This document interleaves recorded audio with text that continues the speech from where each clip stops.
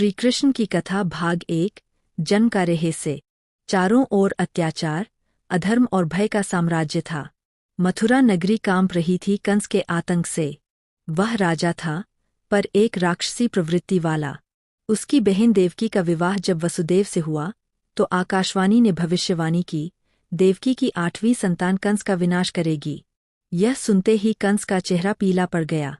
उसने अपनी ही बहन को मारने का प्रयास किया, पर वसुदेव ने वचन दिया, हम अपनी हर संतान तुम्हें सौंप देंगे। कंस ने दोनों को कारागार में डाल दिया। एक एक करके देवकी की 7 संतानों को कंस ने निर्दयता से मार डाला।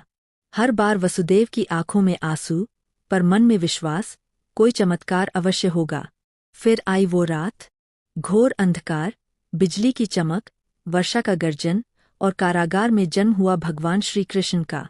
एक दिव्य प्रकाश फैला। बंदी गृह की बेड़ियां स्वयं खुल गईं, पहरेदार गहरी नींद में सो गए। वसुदेव ने बालक कृष्ण को टोकरी में रखा और चल पड़े यमुना के पार गोकुल। यमुना जी उफान पर थीं, पर श्रीकृष्ण के चरणों को छूते ही शांत हो गईं। वसुदेव ने गोकुल पहुंचकर नंदबाबा और यशोदा के घर जन्मी कन्या को लेकर श्रीकृष्ण को वहां छोड़ दिया।